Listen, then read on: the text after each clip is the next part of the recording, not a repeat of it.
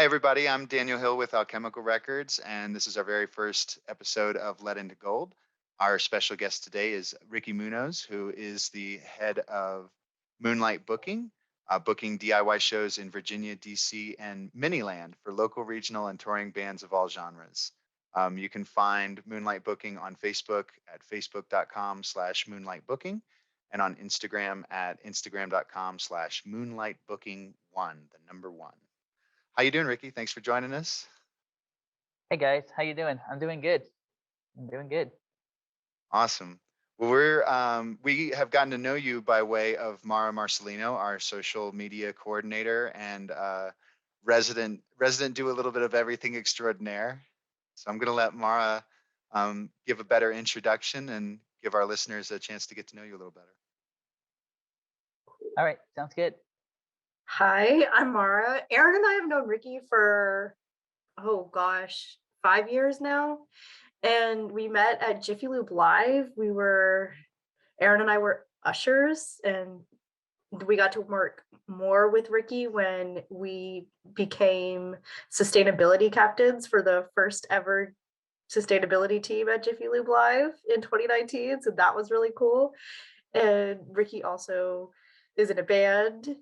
He is he has Moonlight Booking, which is what we're here for, and he's just another person who does a little bit of everything.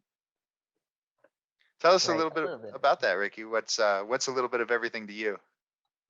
So a little bit everything for me is just someone that's, like I said, basically do everything for the music scene in terms of like actually putting on shows together, talking to the bands, talking to like the venues, and just like getting events going for Northern Virginia. Just because like one, there isn't like a whole lot of venues that is like willing to do what at least I am doing in terms of like, trying to find venues for local bands to play. I mean, there are some venues, obviously, but in terms of what I'm doing, I'm basically like a one man, like business personnel, if you like to put it that way. I put up the flyers, I set up the shows, set up the times. Like, hey, this is load in time. Please come in at 5:30 or something like that. Doors are at 6:30, and then how much that we're gonna charge at the door. Pay all the bands by the end of the show, and so I'm basically doing a lot in terms of like actually, you know, doing events, but also just like helping make a scene in the Northern Virginia, like DMV area, and yeah, all that good stuff. Where do you call home? As of right now, I'm currently living in Fredericksburg, Virginia, and that's like my main area for like doing events and whatnot. Mainly at like this place called like the Rec Center in Fredericksburg, downtown Fredericksburg. That's where I mainly do mostly all my events, actually. Yeah. This isn't really a specific question, but just in general, from just an event point of view, since that's what I'm working on, what sort of process do you go through, just in general, from beginning to end, and how long does it usually take, and what's your least and most favorite parts, and just everything you want to tell us about it? So it's actually fairly straightforward, actually. Usually I'll get an email from like a touring band from, wherever, and then they would ask me like, hey, we're a touring band from, this state and that state, and we're looking to do a show at the DMV area for like a specific date. At that point, I would go ahead and see if I'm like available to do it on my calendar. I put it on my calendar, and then that's where I ask, a couple of venues within like the DMV area, just like saying that, hey, can we do a show on this date? And once we get a venue confirmed, then that's where I let the touring bands know, like, hey, we got this date available at this venue and whatnot. And so after that, that's where I basically go out and reach out to the bands.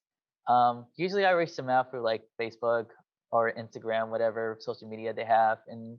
But a lot of the time I reach out to them through like email, and I have like a big mailing list to where I send them like a massive email of like many show opening, including the one that I mentioned earlier.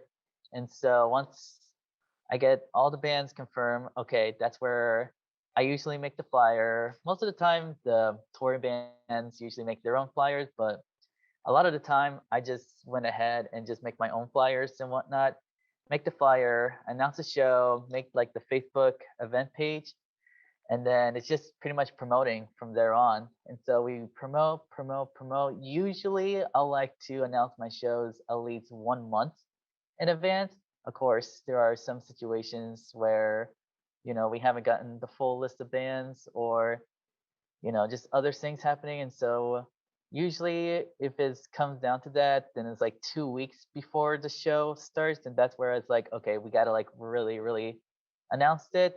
On the day of the show, that's where, things get, I wouldn't say hectic, but it's more like just a matter of, hey, is everything set up? It's PA set up.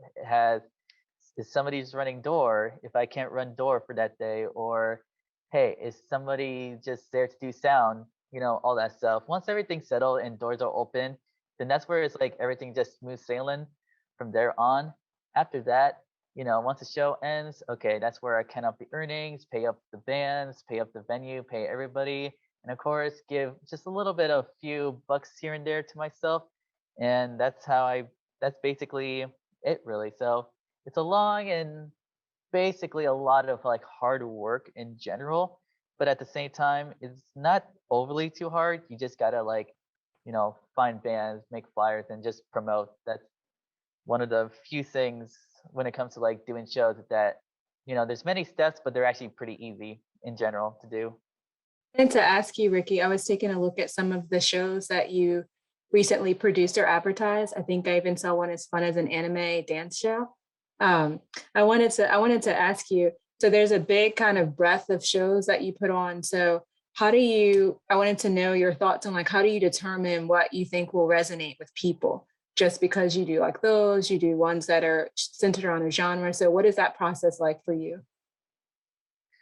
Usually, usually I have like an idea in my head because I know that specifically in this area, it seems like everybody just like, likes, every genre. And so usually when it comes to like booking genre specific shows, I'll advertise more towards that crowd of people that like that specific genre. For example, the anime dance party, like you mentioned before, that was actually, I kind of get that idea from one of my friends who is super into anime, and like a lot of his friends are into anime. I'm personally into like, Japanese anime music as well. And so with that said, I'm kind of just like, you know what? We should definitely do like an anime dance party show just for like the people who are super into like, Japanese anime music. We got the amount of performers we did for that show. And I remember for that show in particular, we did really, really well. We fill up the venue at least like halfway through the venue. So that was actually like almost mind blowing because I didn't initially I was kind of like thinking to myself, are we gonna do good? Are we gonna do like, okay? But we actually did pretty darn well if I do say so myself for that anime dance party. So it's mainly just like finding the right people or like finding the crowd that would be into that music and then just advertise towards that group of people. Thank you. Yeah, sure thing, sure thing. If you're just tuning in, we're on our very first episode of Let Into Gold with Ricky Munoz.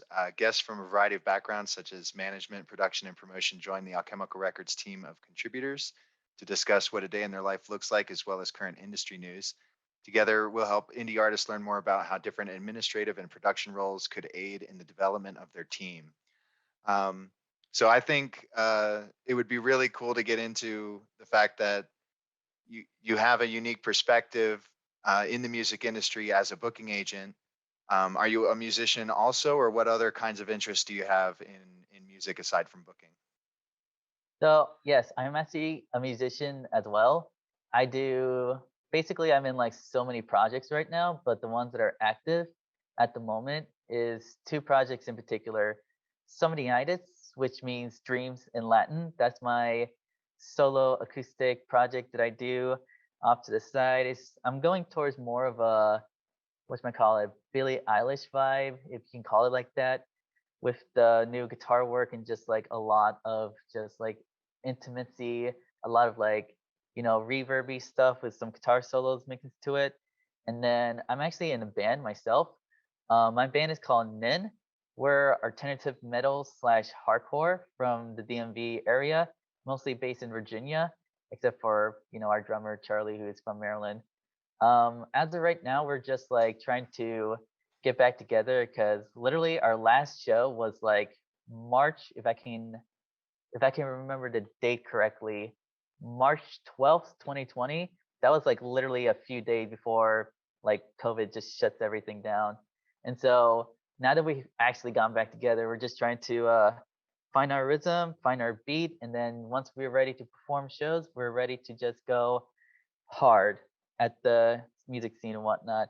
We are looking to get back to shows at around the springtime, maybe early summertime. We still haven't really decided on our first show back, but at the same time, we're still working on it and we're just like, no rush, just taking our time with, getting the band back together. And of course, I got new music coming out this year, coming out in the summer. Super excited for that. And yeah, just like, two projects in particular, like a soft guitar work project and then like a heavy metal band. So that's a good contrast of like stuff I'm doing. I have some Oh. industry news. Yeah, you want to throw them at us? Yes. So, as an emo kid, I was very excited when they announced the When We Were Young festival in Vegas. As most of you probably know, the Vans at Warped Tour does not do cross country runs anymore, but this When We Were Young Fest has so many of the Warped greats with My Chemical Romance and Paramore headlining. And we've got my two favorite bands, Jimmy Eat World and Dashboard Confessional, also on the lineup. So I'm interested to see what you think about that. Yeah, and plus like, once I see the lineup, I'm just like, yo, this is like literally every single like middle school like emo band that I listened to back in like, back in 2010, 2011, when I used to, listen to Taking Back Sunday, Escape the Fate, Sleeping with Sirens, like a lot of their like first album stuff. And then after seeing that lineup, I'm just like, dude, I know I can't really travel that far to see concerts, Right. but at the same time though, I'm kind of like, I think I'm willing to spend a few $100 on a plane ticket and just go to Vegas. I've never been to Vegas, so if I do go to that, festival, it'll be my first Vegas experience. Just go to like a, We Were Young festival, or I think that's what they call. We were The When We I Were got Young. Yeah, it's a Oh, when 12-hour festival. 12-hour festival. I would I assume that they're going to have acts going on at the same time, like Warped Tour. So having to make those tough decisions.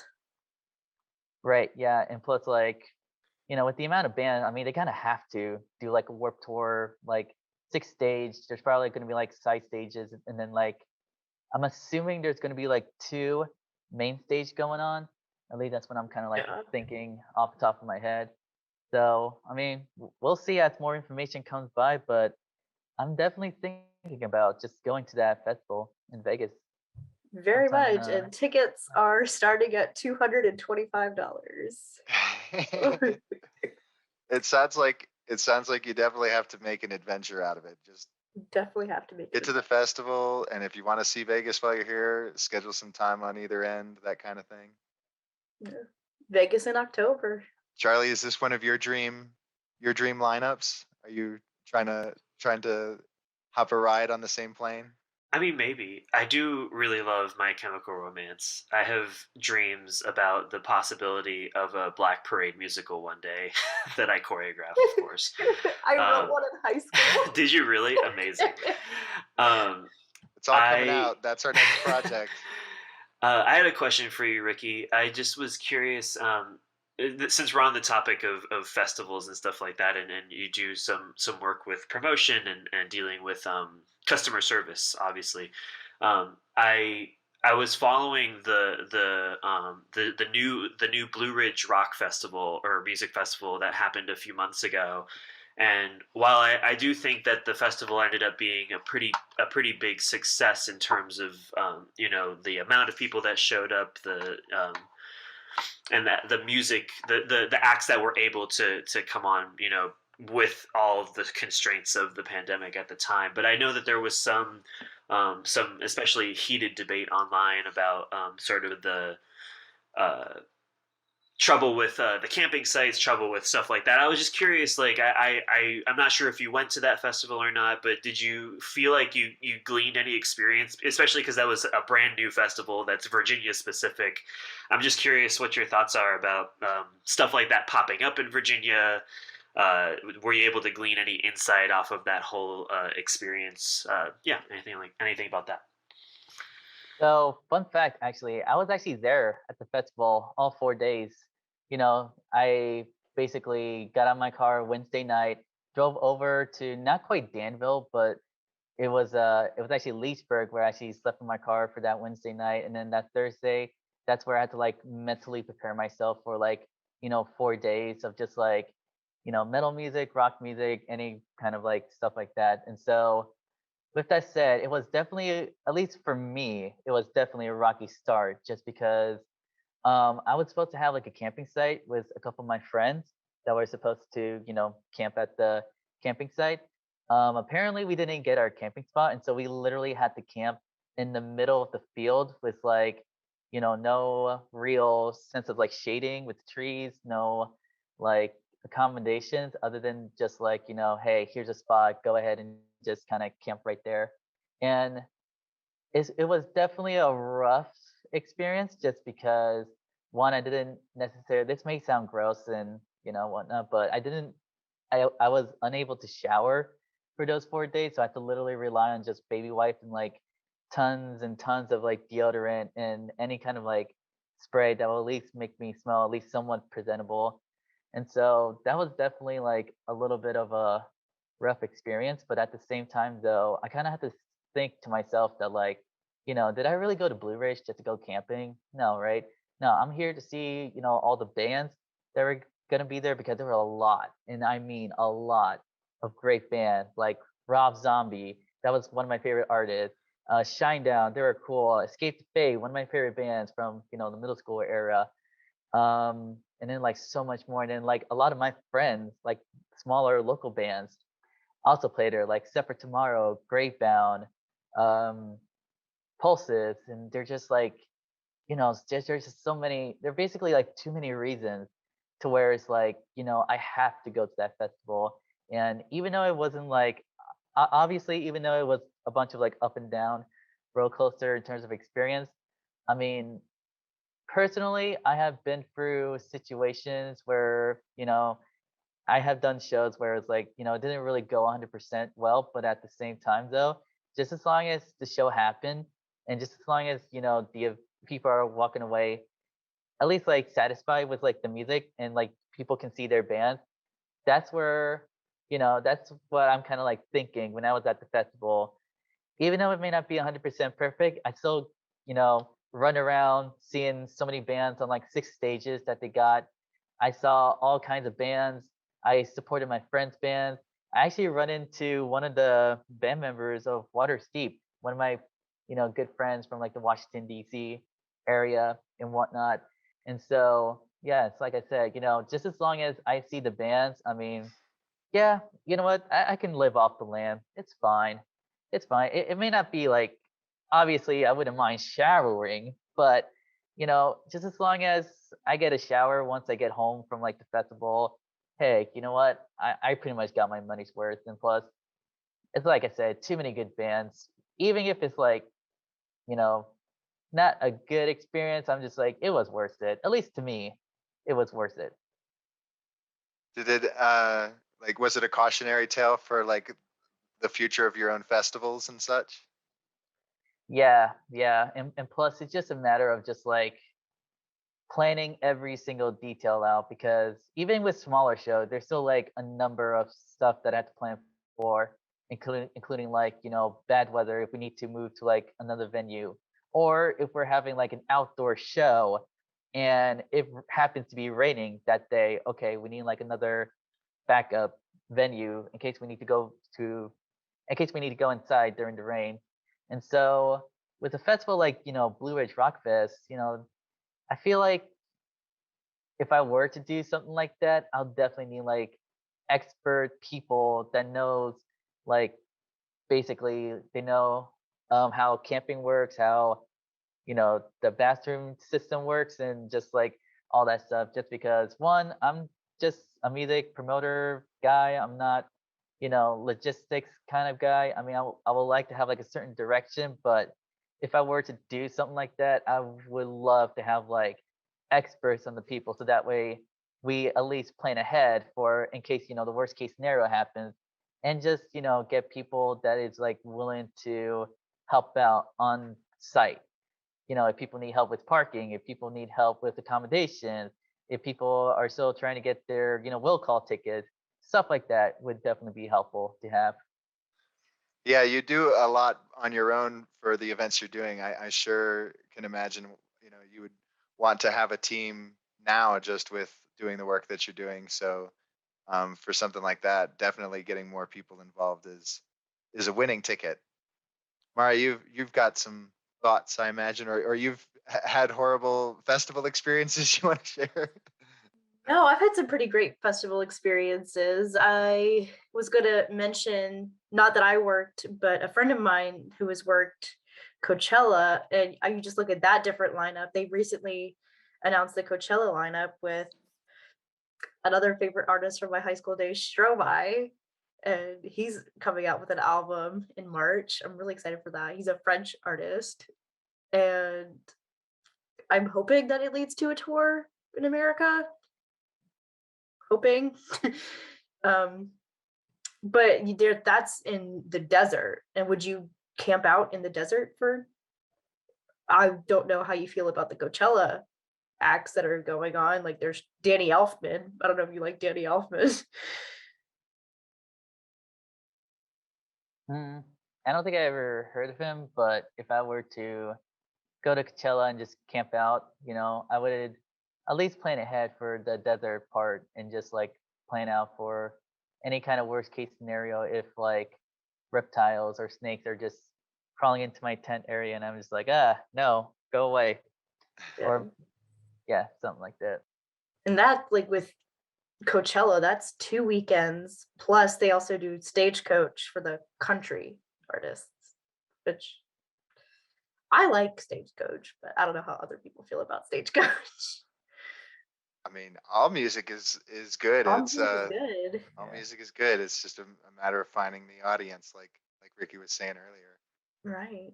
Um, I was thinking there's a lot of stuff happening in the desert, all this desert talk, and I had shared how the Grammy Awards are being moved from Los Angeles to Las Vegas as well, and I find that to be just odd, uh, but I mean, kind of strange, the day that we live, to kind of take things that are um, maybe well known for being established into an area and relocating it because it makes sense for the space or the venue or for the kind of weather or the fact that we've had to postpone events from early in the year to later in the year. Um, and I think it's still like a difficult time to try to put events together. DC Music Summit was February when I had gone, and then they haven't announced anything this year going in for February. So I assume that they're trying to ride out some of the Omicron variant to try to see if we can get an in-person event or maybe another hybrid style event. Ricky, do you have anything going on in kind of the hybrid style events or?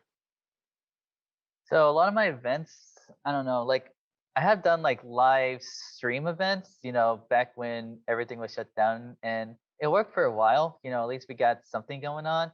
It's just that it wasn't like the one-on-one personal experience, seeing an actual live band, having two speakers and then like a sub blasting your ears. And after a while, it's just like, I haven't really done anything live stream related, at least not as of late right now. Um, but as of right now, we're still Moonlight Booking is still hosting events and whatnot. It's just that we're taking extra precaution in terms of making sure, the band members are fully vaccinated. People who are coming in are either fully vaccinated or have negative COVID tests, and just like any kind of like sanitize, just cleaning up every band using their own mics and whatnot, just making sure that we are at least safe. And even though it may not protect us 100% of the time, it will protect us for, let's just say, 90 up to 95% of the time. And so any kind of just like precautionary steps will definitely be preferred. So that's what Moonlight Booking is doing as of right now for all the shows that we have done so far in 2022. Appreciated. Keeping the music going, one way or the other. Charlie's got some new thoughts or a new question. Yeah, I saw a while ago, Ricky, that you posted about sort of you announced that you had built a team of people that were going to be part of Moonlight Booking, and I was just curious if you could talk a little bit about how some of those experiences and relationships with those specific people have sort of uh, helped you move through your experience as the director or main agent of Moonlight Booking. Yeah. So I have a team of 5 people right now. There's Quentin, Patrick, Amanda, Alyssa, and Brandon. I have my showrunners, Quentin, Patrick, and Amanda. There are days of the week where it's like, I'm either attending classes right now, or I have something else in mind, or there's like another show going on that I need somebody else to run, like, another show. And sometimes we can even have up to like 3 shows in one day. And so that's where I asked, Quentin if he can run one of his shows. He's basically my right hand man. Super cool, super hip. He's kind of weird, but at the same time, though, I love him. He's cool. He also has like a solo project called Dick Beats, and that Dick was a Q, not a K. So Dick Beats is like weird electronic music. Patrick Ryan, I known him since he had his band Varia, which is like a Fredericksburg metalcore post-hardcore band. And he does a lot of my Thursdays and Wednesday shows whenever I'm out doing classes or I'm out like doing other stuff and whatnot. And plus, like, his band helps me in terms of like, hey, if I need like a filler band for like a metalcore show coming up, hey, his band is always more than happy to help out. Amanda, she's the latest person we added to Moonlight Booking. She is still fairly new to Moonlight Booking, but at the same time, she's learning how to at least run door. I'm currently teaching her how to do sound. So whenever venue that has like a doorman but not quite a sound man, she can just instantly, do the basics of sound and just be like, okay, I can sound check this band. They sound pretty good. Let's go ahead and just, kind of just run shows in general. And then we also have my other right hand person, Alyssa. She does a lot of my, flyers and whatnot and stuff. We are actually currently working on a website.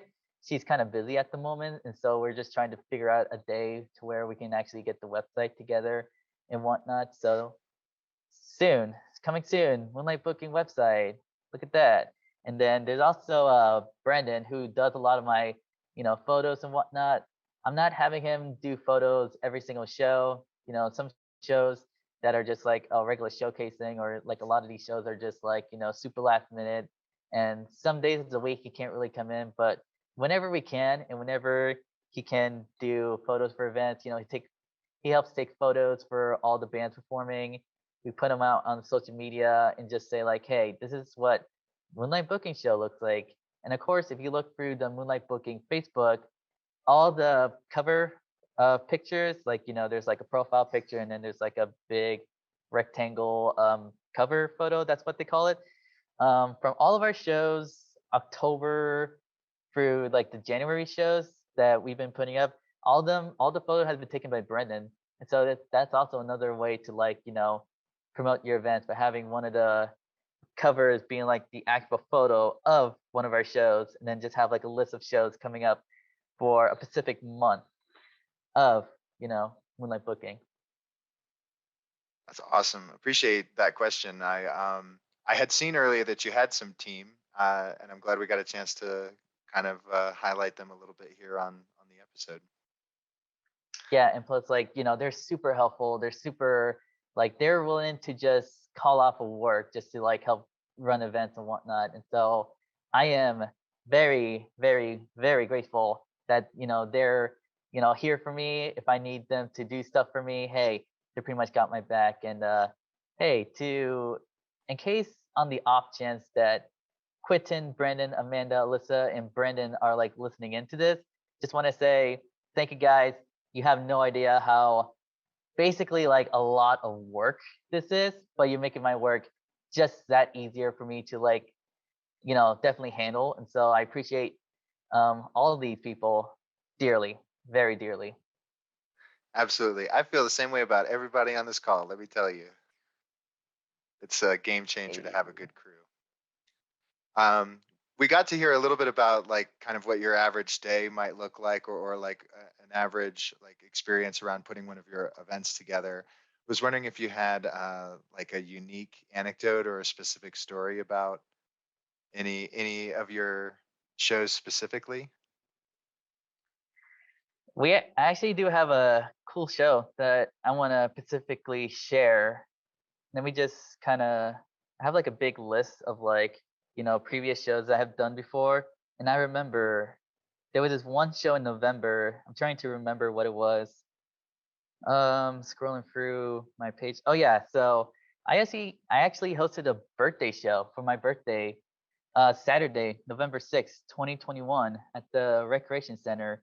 Basically, how that day started off is that one, I was gonna debut a couple new songs from my solo project, Somniitis, and so I had the idea of just like every single show that I've done or every single show that I'm gonna perform at, I'm gonna go ahead and dress super fancy, go to like a men's warehouse and buy like a dress shirt, vest, and all that good stuff.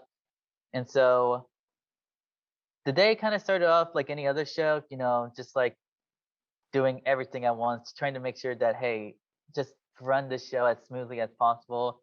By the time I arrived at the venue, already a couple bands were already there, just like loading in their gear, loading in the drum set, the amps, etc.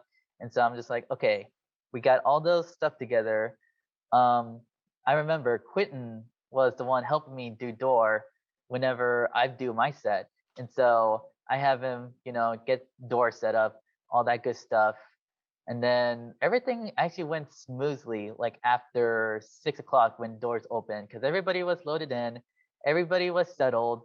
There was only one band that was late, but at the same time, though, they immediately, loaded in their stuff, and so we're pretty much like on schedule. And so literally on that day, I just let Quentin do door for my during my set. I performed my set, and then after that, I think we did. I can actually look it up right now. Let's see here. We did 56 people on my birthday show. So literally 56 people showed up just to say, happy birthday to me. So I'm just like, hey, that's pretty cool. That's pretty cool. And so after my set, I let Quentin, perform with his like mini band Lava Flow. And then we also had Austin, and I'm sorry if I like butcher his last name. Austin, let's see here, Terbo Beast. I cannot read. I'm sorry. Yeah, he played his set, and then we had Awkward Moment, another like band from like specifically the King George County. The Plan, heavy metal band from Fredericksburg. Just imagine like middle school and high school kids playing heavy music for like all to like rock out and to enjoy. And so that's pretty cool.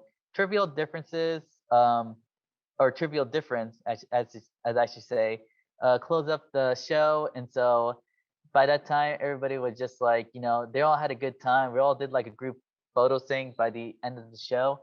And after that, it was just like, that's one of my more successful like birthday show, because this was the third annual Ricky's birthday show.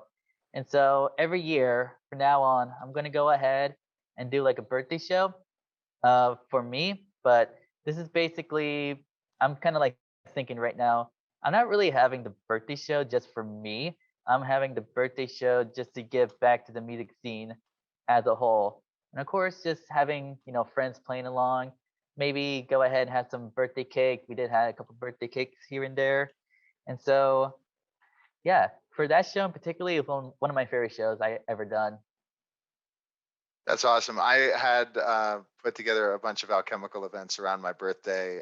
It's just a good excuse to invite everybody to come and hang out at the same thing. And I felt like I was putting shows together like for everybody else throughout the year. And so on my birthday was always like the lineup that I picked. And I didn't really even care if I played, but I did enjoy like using it as an excuse to share the stage with a couple of people that I've like seen working the local scene. So I love that you have a continuous birthday event. It's a good idea. Take it away, Mara. Yes. So, as I said earlier, I know you from Jiffy Lube Live, and we do a lot of the behind the scenes stuff. And growing up, going to a lot of concerts, I did not really appreciate or understand how much goes into putting on a show. And I was wondering, like, what do you wish guests would know about going to a concert? Like, how it really just, it doesn't just happen like that. Like, there's a lot of work that goes into it. Right, right, yeah. I I feel like it's just one of those things where you have to like work at the specific, behind the scene backstage stuff and just to really understand, how much work it goes into it because, you know, a concert happens within a matter of like 3 to 4 hours at most. And that's what a lot of people get, it's just, oh, 3 to 4 hour event.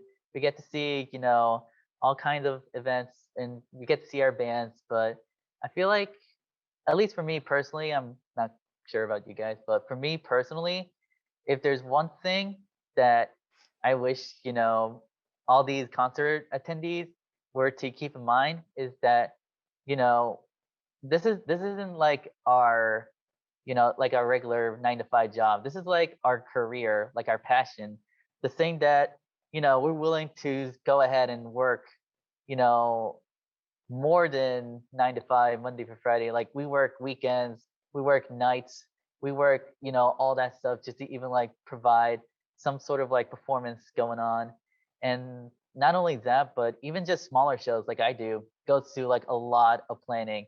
It may not be like, super big Jeffy Lube live style planning, but at the same time though, it's still planning in a sense. And so even smaller shows are just like they provide a lot and a lot of work and a lot of my free time really like personally I don't even know what free time is. I just kind of think, okay, I got time to kill, let's go ahead and just make flyers, talk to people, email them, set up events, and then just picking out dates for like our concerts. So I guess that's basically my thing that I wish people can, see is that, this isn't just a job, it's our passion. And this is my passion to not only set up events, helping out bands, find an audience to play with, you know, paying them at the end of the night, but is also something that I wouldn't mind doing even till like day I die. I wouldn't mind just like probably not retire, but just probably like maybe you know what? I'm probably not even gonna retire from music. I'm just gonna keep going and just see where it takes me. Thanks for sharing that. Yeah, I think it takes a lot of the passion to kind of keep people in the same spaces in the music industry because there is so much work, in every avenue that you go down. How did you kind of gravitate towards booking as like kind of your side project in your musical endeavors? So I actually don't think of it as like a side project. It's basically my main project right now. And so basically when it comes to I'm sorry, what was the question again? It was like something about Like, how did you get into booking? Because I think, when people are little kids, they see like a guitar or a drum set on stage and they want to be there, and so I think like discovering other aspects of the music industry kind of come along in your journey, you know. okay, okay, I How did got you you how now. did you wander into booking? So believe it or not, and you can go ahead and think I'm weird, that's fine. But like, believe it or not, I actually started booking by complete accident. Like, I actually did not originally want to book bands. I just wanted to book for myself. So, kind of a long story, but let's travel back to 2016 when I first started, performing in front of a crowd. I was one of those people where I was like, hey, I'm ready to perform, but every time I talk to a venue, it's like, oh, you need to do this or you need to do that, and I'm just like, that's a lot of planning for just, wanting to play just by myself. And so I kind of just like, ask around people and managed to get, into contact with one of my friends who used to do booking, Emily Hinkle.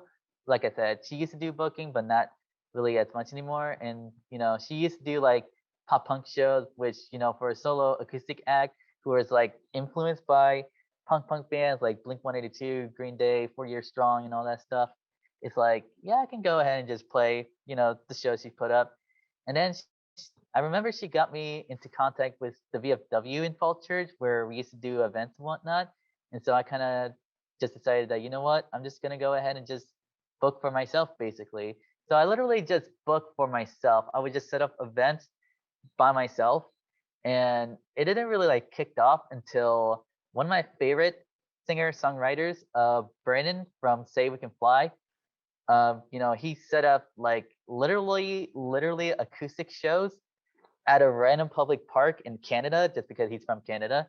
And so after looking at what he'd done, he literally just decided that, find a public park, do an acoustic show, they're done. And so I'm just like, you know what? If he can do it, I can do it. So that's literally how I started booking shows, just like a lot of just like regular public park acoustic shows. I didn't really have like a PA or something, so it was one of those completely unplugged acoustic shows. And then that kind of grew into like one of the people that I booked, the acoustic shows told me like, hey, there's this venue called Epicure Cafe. Shout out to Epicure, they're cool people. Epicure Cafe in Fairfax that they can do like acoustic shows as well. And so I kind of pretty much like went to there, got in contact with them, played a couple open mics night there, and then started booking there. Other people started to point me out into other venues that, the Pinch, Electric Maid, a lot of the venues that I used to play at actually don't exist anymore. They closed down, unfortunately. But once when they were around, that's where I would go ahead, set up a show for myself, and then just like randomly invite people to play with me. Basically, like I did not know any logistic. I just kind of go with the flow with it. At around 2018, that's where like touring bands started to take note of me. That kind of just say like, hey, this guy actually does shows. We should go ahead and talk to him. And so I remember my first touring band I ever booked. They're called The Average. They're from, I believe, Philly or Philadelphia, Pennsylvania. I could be wrong though. Super cool guys, super hip. I know Hector, one of their guitarists, and they're still around. They're still playing music and whatnot. I still talk to them every once in a while. And so from there on, after that show, that's where like many more bands started talking to me. I would set up pop punk shows mainly just because that's what my main genre is. Technically acoustic pop punk, but it's still like, on the emo side as well, if you can call it like that. And then I remember my first metal band I booked, Another Day's Armor. They asked me for like a random, I believe it was like on a Tuesday, they asked me for like a date. And then originally I just said no, just because like, I don't think it will fit, with my style of music. I just go ahead and just send them off to another guy. But then they kind of came back to me, be like, hey man, we heard you're really good. Even if you kind of can't really book a show for us, can you at least like help us find a venue? And so I ended up booking the show at the Electric Maid. It was in DC. We did pretty well. It was my first show where it actually wasn't like I was performing on it. It was just for like a touring band. And then it pretty much just grew like from, Another Day's Armor to like, if not for me, Misery, Love Company, all those kind of bands just keep hitting me up all the time. At first I was like, hold on a second. I am not a booker whatsoever. I'm just the guy that set up shows, really, like trying to book for myself. But then many more bands keep talking to me, and I'm one of those people that I don't know. It's like if they need help or if anybody needs help, I will literally just go out of my way just to like help anybody that is in need of just like playing and whatnot. And so after a while, it just keeps growing and growing. I booked many bands like Varia, The Acre, and let me see here, Misery Love Company. That's another great band of mine that I love so much. Groundless, a metalcore band from I believe Delaware, if I remember correctly. And it just keeps like growing and growing. And then after a while, I'm just like, you know what? I think I'm gonna go ahead and take that seriously because I noticed I started to make like legit money doing this. Like it's like I said, this whole thing, I never wanted to book bands. I just want to book for myself, but it just keeps growing and growing. And I'm just like, you know what? Let's go ahead and announce on the second annual Ricky's birthday show, hey, Moonlight booking is a thing. And so from there on, it's just constant booking. And I met with so many good bands. I remember January 2020, I did like 10 shows in a row, which is kind of a hectic thing to do. But at the same time, though, it's just like, dude, this is like so cool. I want to keep going with this. And then it kind of well, not kind of, but definitely slowed down during the whole shutdown thing going on. I did a couple of live stream shows, but then it's like, dude, I really miss live music in general. And so once 2020 or like later 2020 rolls around, that's where it's like, you know what? I'm taking this seriously. I'm gonna go ahead and register this as a business under, Virginia tax, state laws, whatever you like to call it. Get a bunch of people to help me out because one, we're constantly booking way more than before. But two, we also have like a group of people, like I mentioned before, Quentin, Patrick, Amanda, Alyssa, and Brendan helped me out so much in a lot of situations. Thank you guys so much. And so, yeah, that's how I basically got started. Like I said, I mainly tried to book for myself. And then I decided to book for other people. Many people take notice. And then it's just constant like, hey, can you do a show for us? Hey, can we do a show for us? Hey, can you do a show for us? With like bigger and more, I want to say like, well, just bigger bands in general. That is like, they actually look at me and started to take seriously. And like, I'm so surprised of like all the bands that I'm booking. Like, a lot of the shows that are coming up, like specifically the month of April coming up soon. I'm really excited for like a lot of these shows, like a lot of these April shows, a couple of March shows that I'm excited for. And then there's a specific band, trying not to reveal too much, but they're actually one of my most favorite band from middle school. And we're planning a show for them later in May. And so I'm super excited. Once we announce it, I'm just like, yo, this is like one of the reasons why I just keep going with this, even though originally I never wanted to do it. Just meeting up bands and just like help them out, and then eventually now starting to book my favorite bands that I enjoy so much, especially to a few bands that I listened to back in middle school. It's just like, wow, basically one big accident that turns into like almost like a blessing in disguise, really. And yeah, all that good stuff. That's an awesome story, and I hope you'll keep us posted on this upcoming, show that you're really excited about. Um, that kind of stuff is, I think, why we're in it, is the celebration of those kinds of victories where we get to kind of have the people and the events and the bands that we look up to as we evolve our careers, and so sometimes it's just, there's nothing quite like putting a show on with somebody that you listened to on the radio when you were a kid. It's brilliant. It's Mara, quite I've an got, inspiring, yeah, it's quite an inspiring story. I will yeah, we say. appreciate you sharing with us.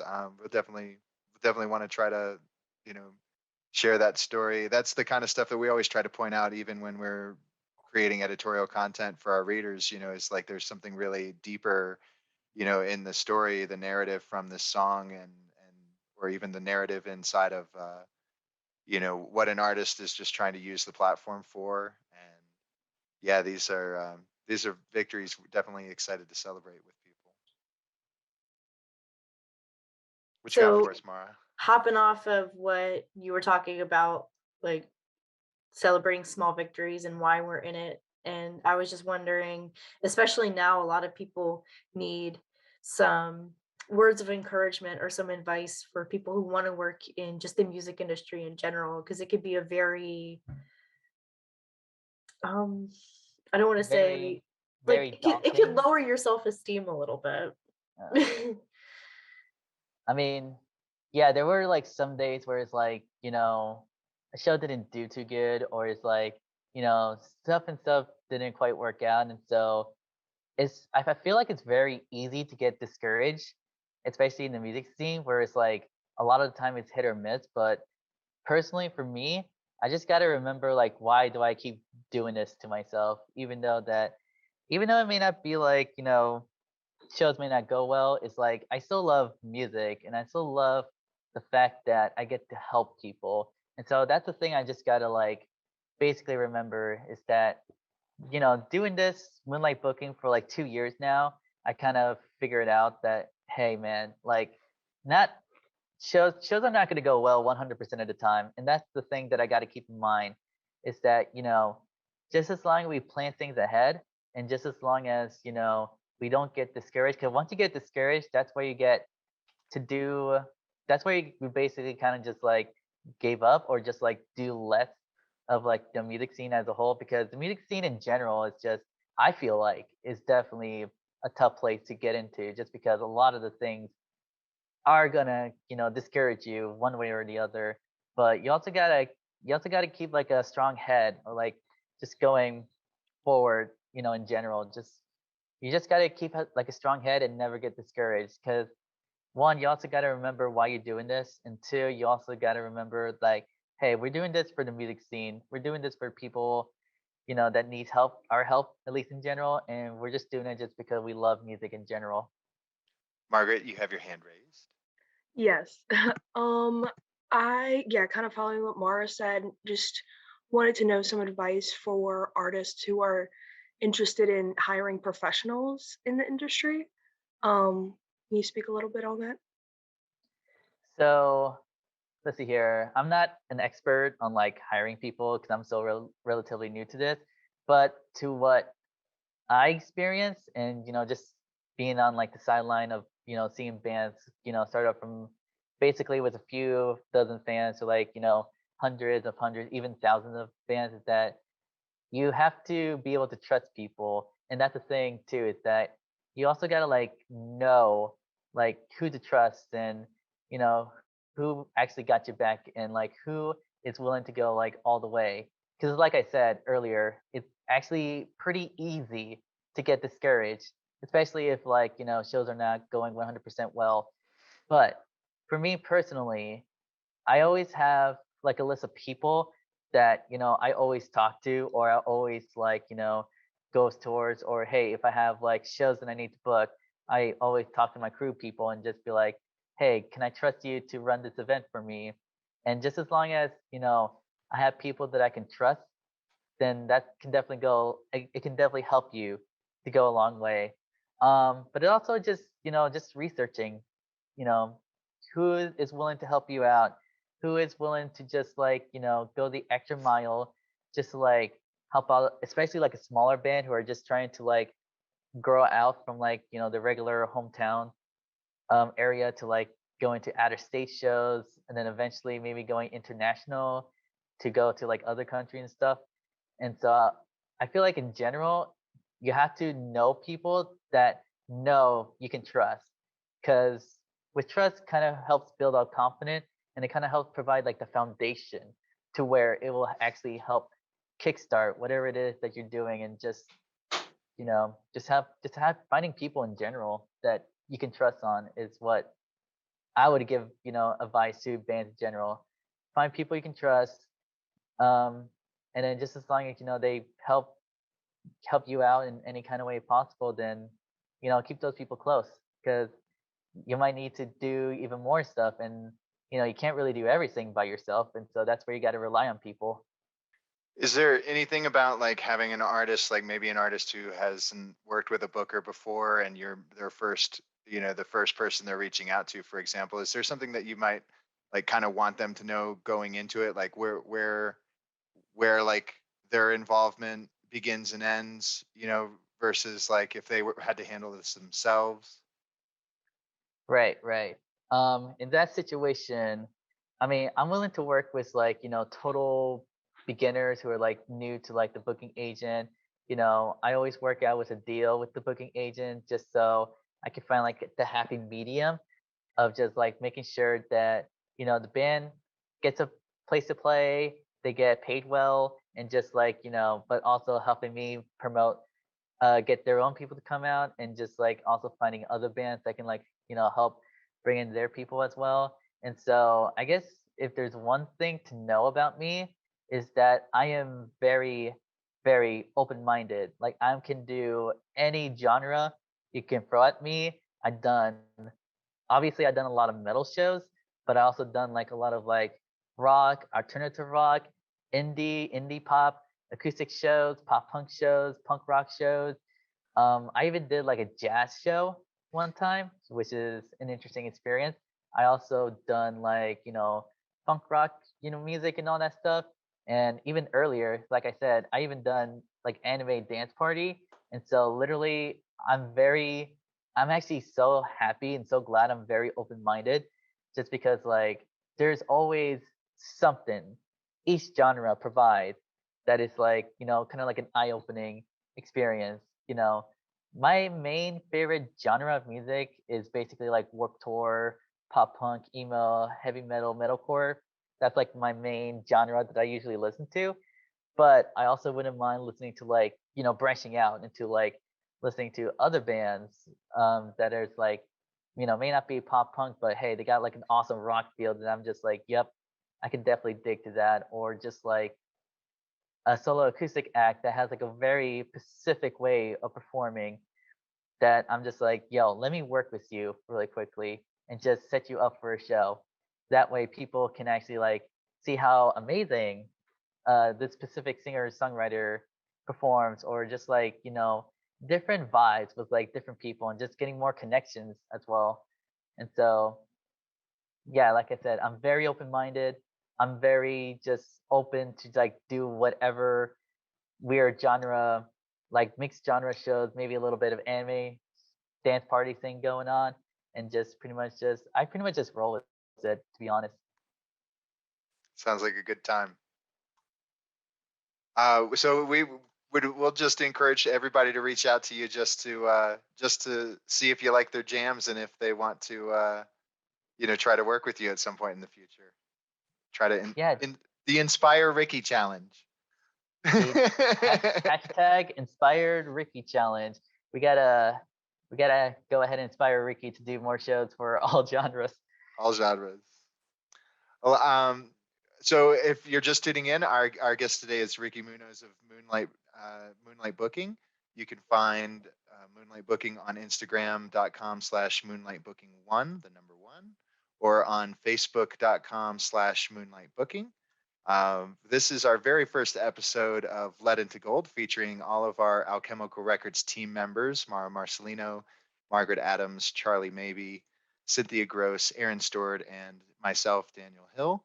Um, Guests from a variety of backgrounds, such as management, production, and promotion, joined the Alchemical Records team of contributors to discuss what a day in their life is, as well as current industry news. Together, we'll help indie artists learn more about how different administrative and production roles can aid in the development of their team.